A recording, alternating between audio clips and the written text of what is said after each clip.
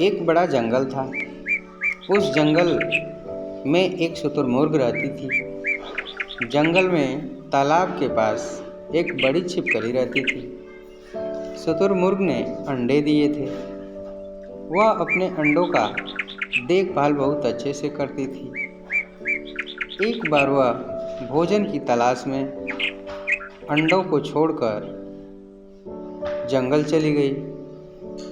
उसके जाने के बाद छिपकली वहां आती है और अंडों को देखकर कहती है, आज तो शुतुरमुर्ग के बड़े बड़े अंडे खाकर अपनी भूख मिटाऊंगी।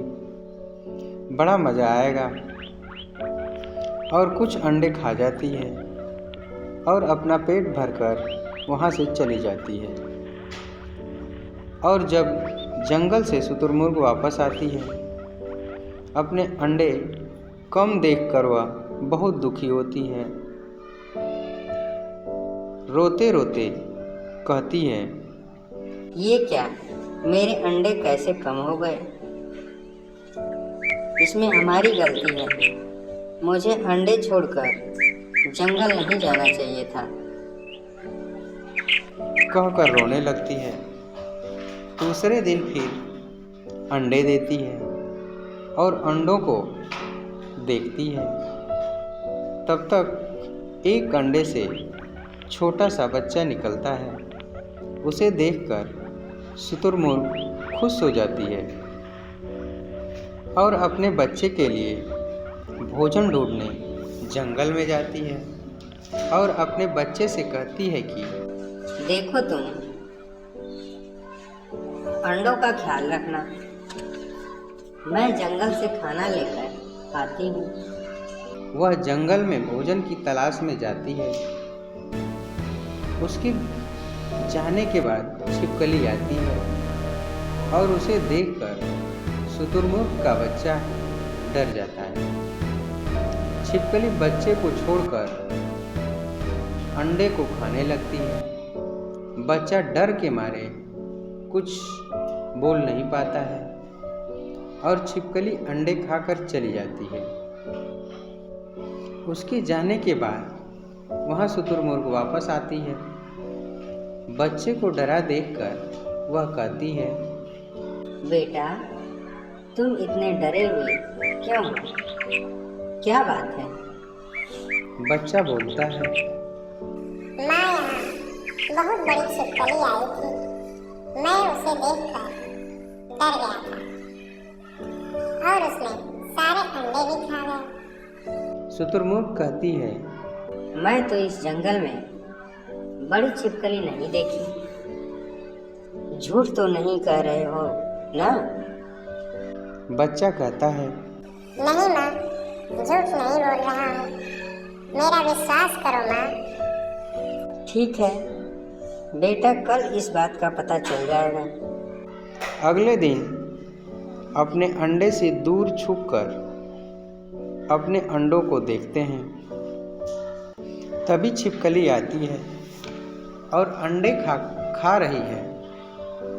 तब शुतुरमुर्ग को अपने बच्चे पर विश्वास होता है और शुतुरमुर्ग उस छिपकली को मारने का उपाय सोचने लगती है। छिपकली अंडे खाकर चली जाती है। दूसरे दिन शुतुरमुर्ग अपने बच्चे से कहती है, सुनो बेटा, हमें इस छिपकली का बंदोबस्त करना ही पड़ेगा, नहीं तो वह रोज अंडे खाएगी। मैं अपने दोस्त गोरिल्ला को बुलाकर लाती हूँ। वहीं इसको सबक सिखाएगा। तब तक अंडों का ख्याल रखना। बच्चा बोलता है, मैं अंडों का कैसे ख्याल रखूँगा? बेटा, हम कब तक डर कर जंगल में जिएंगे? हमें छिपकली से लड़ना ही होगा। तुम्हें अंडों की रखवाली करनी होगी। तुम यहीं रहो। हम जल्दी ही अपने दोस्त गोरिल्ला को लेकर वापस आ जाऊंगी। शुतुरमुर्ग गोरिल्ला को बुलाने चली जाती है। गोरिल्ला सो रहा था। उसे जगा कर कहती है, दोस्त गोरिल्ला, छिपकली हमारे सारे अंडों को खा जा रही है। गोरिल्ला गुस्से में चल देता है। बच्चा अंडों की रखवाली कर रहा होता है। तभी छिपकली वहां अंडा खाने आ जाती है और बच्चे को देखकर छिपकली कहती है, मेरे रास्ते से हट जाओ, मैं तुम्हें कुछ नहीं करूंगी। अगर नहीं हटे तो मैं तुम्हें भी खा जाऊंगी। बच्चा कहता है, नहीं, मैं नहीं हट सकता, अंडे नहीं खाने दूंगा। छिपकली गुस्से से बच्चे पर हमला कर देती है। तभी वहां शुतुरमुर्ग और गोरिल्ला आ जाते हैं और गोरिल्ला छिपकली को मारने लगता है। छिपकली भी उस पर हमला कर देती है। दोनों में लड़ाई शुरू हो जाती है। दोनों लड़ते लड़ते थक जाते हैं और गोरिल्ला छिपकली को मार देता है और उसे दूर फेंक देता है। तब गोरिल्ला बच्चे से कहता है, शाबाश बेटा, ऐसे ही बिना डरे मुसीबत का सामना करते रहे। शुतुरमुर्ग उसका धन्यवाद करती है और गोरिल्ला वहाँ से चला जाता है। शुतुरमुर्ग और उसका बच्चा खुशी खुशी वहाँ रहने लगते हैं। तो बच्चे हमें किसी भी मुसीबत का सामना डर कर नहीं बल्कि हिम्मत से करना चाहिए। बहुत पुरानी बात है। एक जंगल में खूंखार शेर राज किया करता है। राजा होने के कारण वह शेर जंगल के बाकी सारे जानवरों पर धौंस जमाता था और उनका शिकार करके उन्हें खा जाया करता था। कई बार वह एक या दो नहीं बल्कि कई जानवरों को मार दिया करता था। इस बात से जंगल के सभी जानवर बहुत परेशान थे। उन्हें डर लगता था कि इस तरह एक दिन शेर जंगल के सारे जानवरों को खा जाएगा। इस बात का हल निकालने के लिए सभी जानवरों ने फैसला किया कि वो जाकर शेर से बात करेंगे और उसे समझाने की कोशिश करेंगे। इस फैसले के बाद हिम्मत करके दूसरे दिन सभी जानवर शेर के पास गए। शेर अपनी गुफा में आराम कर रहा था। उन सभी के आने के कारण उसकी नींद खुल गई। उन सभी को एक साथ देखकर शेर गुस्से से बोला, तुम सभी एक साथ यहाँ क्या कर रहे हो? मैंने कोई दावत रखी है क्या? इस बात पर जानवर दल का सरदार बोला, महाराज, हम सभी यहाँ आपसे एक विनती करने आए हैं। दरअसल आप जब भी शिकार पर निकलते हैं तो एक साथ कई जानवर मार देते हैं, जिनमें से कई को आप खा नहीं पाते। आपके ऐसा करने से हमारी संख्या कम होती जा रही है और आपकी प्रजा छोटी होती जा रही है। अगर यूं ही चलता रहा तो एक दिन आपके राज्य में एक भी जानवर नहीं बचेगा और जब प्रजा ही नहीं रहेगी तो राजा भला किस पर राज करेगा। इसलिए आपको सदैव अपना राजा बनाए रखने के लिए हमने आपके भोजन का इंतजाम करने के लिए योजना बनाई है। हमारा सुझाव यह है कि आप शिकार पर न निकला करें, बल्कि हम खुद रोज एक जानवर आपकी गुफा में भेज दिया करेंगे। इस तरह रोज आपका भोजन भी हो जाएगा, आपको मेहनत भी नहीं करनी पड़ेगी और आपकी प्रजा को भी राहत रहेगी।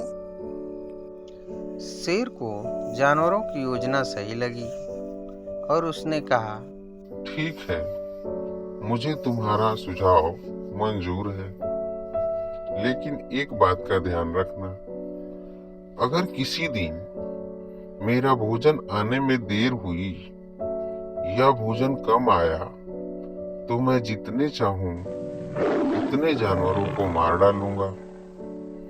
जानवरों ने उसकी बात पर सहमति जताई और वापस अपने घर को लौट आए। उस दिन के बाद से हर रोज एक जानवर शेर की गुफा में पहुंच जाता और शेर उसे मारकर अपना भोजन बना लेता। यूं ही चलते चलते एक दिन खरगोश की बारी आई।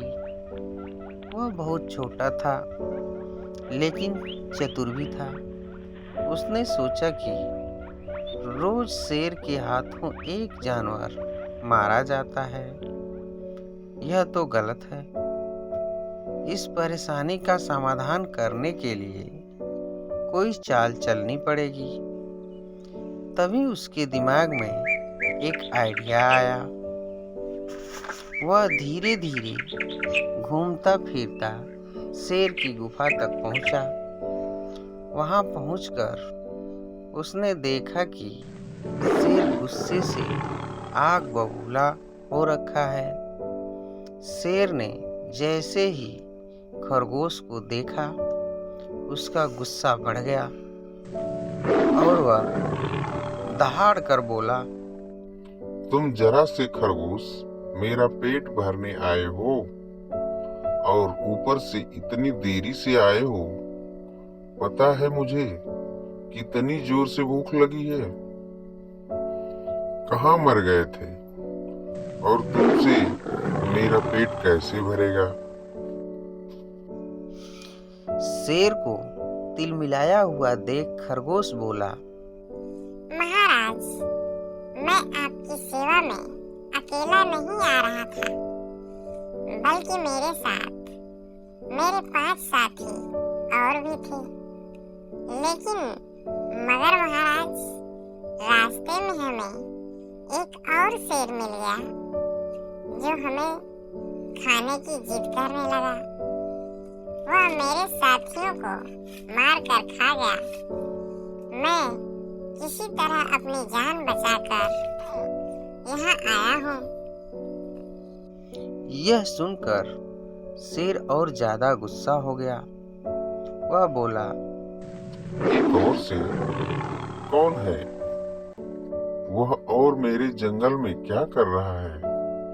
खरगोश ने कहा, महाराज, वह बहुत बड़ा शेर है और जब मैंने उससे कहा कि तुम हमारे महाराज का भोजन खा रहे हो तो वह बोला, आज से मैं तुम्हारा महाराज हूँ और मेरे अलावा इस जंगल में कोई और शेर नहीं रह सकता।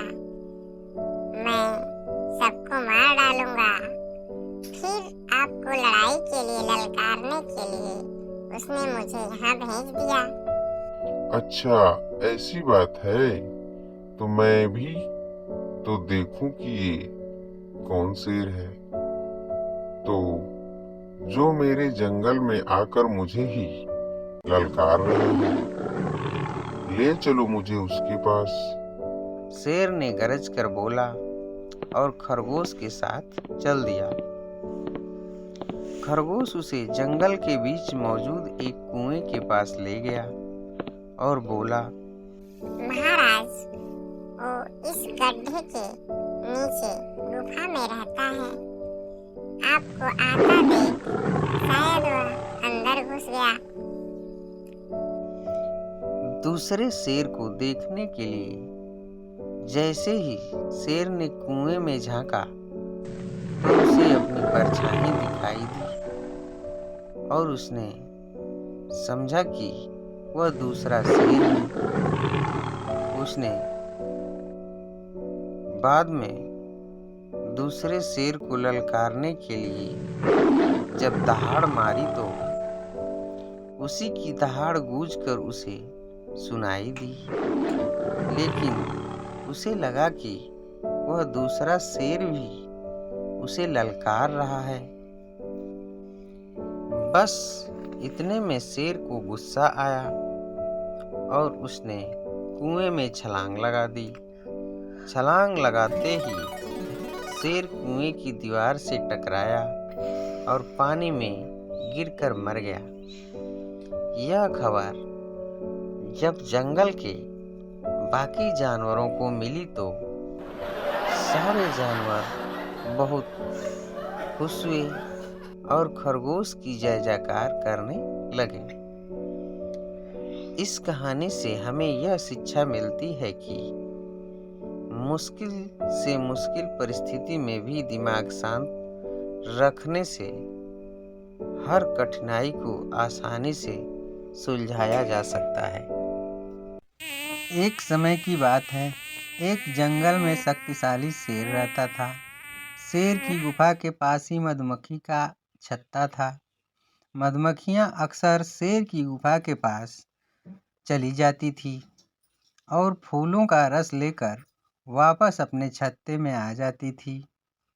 शेर को मधुमक्खियों का इस प्रकार अपनी गुफा के पास आना पसंद नहीं था। एक दिन मधुमक्खियों की रानी शेर की गुफा के पास आ गई। मधुमक्खियों की रानी आकार में साधारण मधुमक्खियों से थोड़ी बड़ी थी। मधुमक्खियों की रानी को देखकर शेर बहुत नाराज हुआ और उसने जोर से आवाज देकर मधुमक्खियों की रानी को बुलाया और चिल्लाते हुए बोला, तुम लोग दिन भर मेरी गुफा के सामने मंडराते रहते हो। अगर तुम या कोई भी मधुमक्खी मुझे दोबारा दिखे तो मैं तुम्हें मार डालूंगा। शेर की बात सुनकर मधुमक्खियों की रानी बोली, शेर महाराज, मैं मधुमक्खियों की रानी हूँ। हम तो जंगल के फूलों का रस लेने आते हैं और फूलों का रस ले जाकर शहद बनाते हैं। इन फूलों पर तो सभी का हक है। मधुमक्खियों की रानी की बात सुनकर शेर और नाराज हो गया और बोला, अरे तुम तो एक छत्ते में रहने वाली कुछ मधुमक्खियों की रानी हो और मैं इस पूरे जंगल का राजा हूँ। तुम जब भी आती हो तो मुझे प्रणाम किया करो, अन्यथा मैं तुम्हें मसल कर रख दूंगा। शेर की इस तरह की बातें सुनकर मधुमक्खियों की रानी अपने आप को अपमानित महसूस कर रही थी और अपने छत्ते में जाकर दूसरी मधुमक्खियों को पूरी बात बतलाई। अपनी रानी की इस बेइज्जती से सभी मधुमक्खियाँ बहुत अधिक क्रोधित हुई और अब सभी मधुमक्खियाँ शेर से बदला लेना चाहती थी। एक दिन जब शेर घूमते हुए मधुमक्खियों के छत्ते के पास से गुजर रहा था, तभी सभी मधुमक्खियाँ शेर को काटने लगी। मधुमक्खियों के इस हमले से शेर दर्द से चिल्लाने लगा, पर मधुमक्खियों ने उसे नहीं छोड़ा। शेर समझ गया था कि मधुमक्खियाँ अपना बदला ले रही हैं। अब वह किसी तरह अपनी जान बचाना चाहता था। शेर वहाँ से भागता, परंतु मधुमक्खियों ने उसका पीछा नहीं छोड़ा। शेर भागता भागता एक नदी में कूद जाता है। शेर के नदी में कूदने के बाद ही मधुमक्खियों ने उसका पीछा छोड़ा। इस तरह शेर ने पानी में कूदकर अपनी जान बचाई और मधुमक्खियों की डर से दोबारा अपनी गुफा में नहीं आया। शेर और मधुमक्खियों की इस कहानी से हमें यह शिक्षा मिलती है कि संगठन में बहुत शक्ति होती है। संगठन की शक्ति से छोटे से छोटा जीव भी बड़े से बड़े जीव को हरा सकता है। एक बार की बात है, किसी जंगल में एक दिन एक गधे और लोमड़ी ने शेर के साथ एक समझौता किया कि वह तीनों अपने लिए एक साथ जंगल में खाने की तलाश करेंगे। उन्हें लगा कि एक साथ खाने की तलाश करने से उन्हें कुछ न कुछ खाने को मिल जाएगा और उन्हें भूखा नहीं रहना पड़ेगा। पहले तो गधा और लोमड़ी शेर के साथ समझदारी दिखाने में डर रहे थे, लेकिन खाने मिलने के लालच में उन्होंने अपने डर को भुला दिया। उन तीनों ने मिलकर बहुत अच्छा शिकार किया। उन तीनों ने जंगल में खाने की तलाश की। खाने की खोज करते हुए वह तीनों नदी के किनारे पहुंचे। उन तीनों ने फैसला किया कि उनमें से गधा शिकार के लिए जानवर तलाश करेगा। जब वह शिकार को ढूंढ लेगा तो वह उससे दोस्ती करने की कोशिश करेगा। फिर जब गधा शिकार से बातें कर रहा होगा तो बाकी दोनों छुप कर उसकी हरकतों को देखेंगे और सबसे पहले लोमड़ी जाकर शिकार के लिए जानवर पर झपटेगी। अपनी जान बचाने के लिए लोमड़ी से भागेगा। डरा हुआ जानवर लोमड़ी से बचने के लिए शेर के रास्ते में आएगा और शेर उस जानवर पर कूद कर उसे मार देगा और उसे एक ही झटके में मार डालेगा। शाम के समय तीनों जानवर थके हुए थे, लेकिन वह खुश होकर शेर की गुफा के आगे इकट्ठा हुए। शेर ने गधे को शिकार किए हुए जानवर को 3 हिस्सों में बांटने का आदेश दिया। गधा बहुत खुश था। उसे लगा कि शेर ने उसे शिकार को बांटने के लिए इसलिए कहा है कि वह उस पर विश्वास करता है और उसे पसंद करता है। बड़ी चालाकी से गधे ने शिकार किए हुए जानवर को एक जैसे 3 हिस्सों में बांट दिया। गधे ने शेर को कहा, सर, मैंने आपके कहे अनुसार शिकार के 3 हिस्से कर दिए। अब आप दोनों अपना भोजन ले सकते हैं।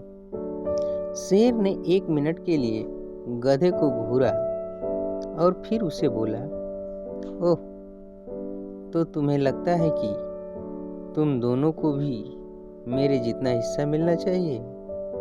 तुम्हें लगता है कि इन खेल में तुमने सिर्फ शिकार से बातें करके बहुत महान काम किया है और तुम अपने इस काम की मेरे शिकार को मारने की काम से तुलना कर रहे हो? यह कहते हुए शेर ने गधे पर झपट्टा मारा और उसे 1 सेकेंड में मार दिया। फिर उसने लोमड़ी को शिकार किया हुआ खाना बांटने के लिए कहा। लोमड़ी ने शिकार किया हुआ खाना एक साथ इकट्ठा किया और उसमें से ज्यादा हिस्सा उसने शेर को दिया और अपने लिए थोड़ा सा खाना रखा। यह देखकर शेर बहुत खुश हुआ।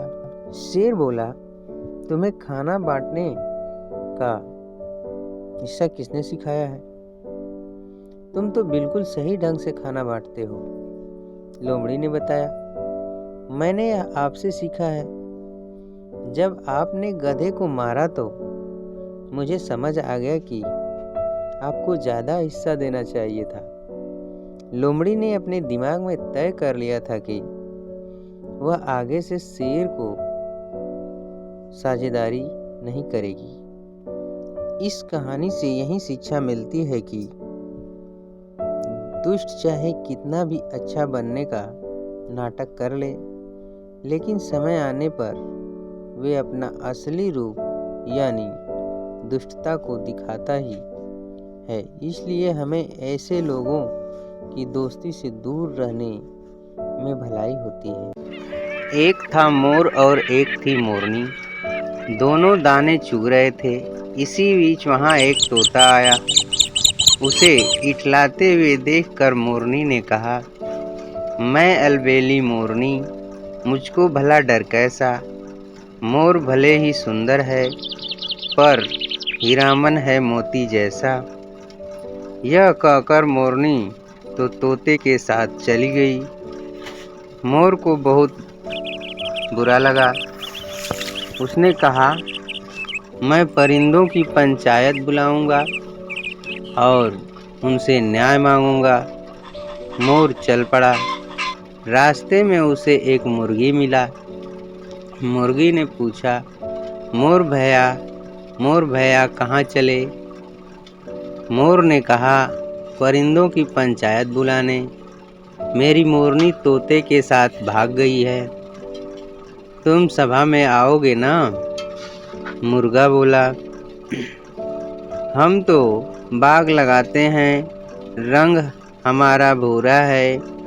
कौन हम पर यकीन करेगा, वक्त हमारा बुरा है। मुर्गा मोर के साथ नहीं गया। मोर कुछ आगे चला तो उसे बाया मिली। बाया ने पूछा, मोर भैया कहाँ चले। मोर ने कहा, परिंदों की पंचायत बुलाने। मेरी मोरनी तोते के साथ चंपत हो गई है। तुम सभा में आओगी ना? बाया बोली, हम तो बया कहलाती हैं। कौशला हमारा अनोखा है। जो मर्द होकर रोता है, वह मर्द नहीं धोखा है। बाया मोर के साथ नहीं गई। दुखी मोर आगे बढ़ा। रास्ते में उसे एक तीतर मिला। तीतर ने पूछा, मोर भैया कहाँ चले। मोर ने कहा, परिंदों की पंचायत बुलाने। मेरी मोरनी तोते के साथ भाग गई है। सभा में तुम आओगी ना? तो तीतर बोला, हम हैं तीतर एक देश के, लड़ाकू बनना हमारा पेशा है। पंचायत है लफ्फा जी का डेरा, वहाँ क्या काम मेरा। मोर आगे बढ़ा। रास्ते में उसे बगुला मिला। बगुले ने पूछा, मोर भैया कहाँ चले। मोर ने कहा, परिंदों की पंचायत बुलाने। मेरी मोरनी मुझे छोड़कर तोते के साथ चली गई है। भैया थोड़ा समय निकाल कर तुम आओगे ना? बगुला बोला, हम बगुले उजले हैं, गर्दन हमारी लंबी है। तुम्हारा टंडा तुम जानो, हमने टंडों से छुट्टी ली है। मोर ने सोचा, अब मैं बाज के पास चलूं, शायद वह साथ दे। मोर आगे बढ़ा तो रास्ते में उसे एक बाज मिल गया। बाज ने पूछा, मोर भैया कहाँ चले। मोर ने कहा, परिंदों की पंचायत बुलाने। मेरी मोरनी तोते के साथ भाग गई है। सभा में कोई आने को राजी नहीं है। बाज भैया तुम तो आओगे ना? बाज बोला, हम हैं बाज बहादुर, सिर हमारा गंजा है। सबक सिखाने शत्रु को, फौलादी यह पंजा है। मोर खुश हो गया। बाज को अपने साथ लेकर मोर, तीतर, बाया, बगुला सबके साथ पहुंचा। परिंदों की पंचायत बैठी। सबने बाज से कहा कि वह तोते को ढूंढकर पेश करे। फौरन बाज उड़ा और तोते के कान पकड़कर उसे सबके सामने लाया।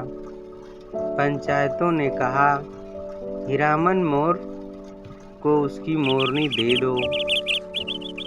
तोता बोला, मैं नहीं दूंगा। पंचायतों ने कहा, बाज भैया हीरामन को सबक सिखाओ और मोर को उसकी मोरनी वापस दिलाओ। बाज बोला, हम हैं बाज बहादुर, सिर हमारा गंजा है, सबक सिखाने शत्रु को औलादी या पंजा है। यह कहकर बाज ने तोते पर झपट्टा मारा। तोता डर गया, बोला, मुझे नहीं चाहिए किसी की मोरनी, यह तो मोर की शोभा है। भले ही उसे मोर रखे। मोर को उसकी मोरनी मिल गई और परिंदों की पंचायत बिखर गई। एक घोंसले में एक प्यारी सी चिड़िया अपने 4 बच्चों के साथ रहा करती थी। वे सब साथ में हमेशा ही खुश रहते थे। मम्मी चिड़िया अपने बच्चों का बहुत ख्याल रखती थी। वह अपने बच्चों के लिए खाना और पानी लेकर आती थी और उनका बहुत अच्छे से पालन पोषण करती थी। मम्मी चिड़िया के सारे बच्चे अब उड़ने लायक हो गए थे। वह अपने बच्चों को आत्मनिर्भर बनाना चाहती थी ताकि वो खुद के लिए खाना पानी खोजना सीख जाएं। मम्मी चिड़िया अपने सारे बच्चों को उड़ने का प्रशिक्षण देती है। वह रोज उन्हें उड़ना सिखाती है। धीरे धीरे उनके तीनों बच्चे उड़ना सीख जाते हैं। एक को छोड़कर जिसके पंख कमजोर थे और वह चाह कर भी उड़ नहीं पा रही थी। वह चिड़िया अपने भाई बहनों में सबसे छोटी थी।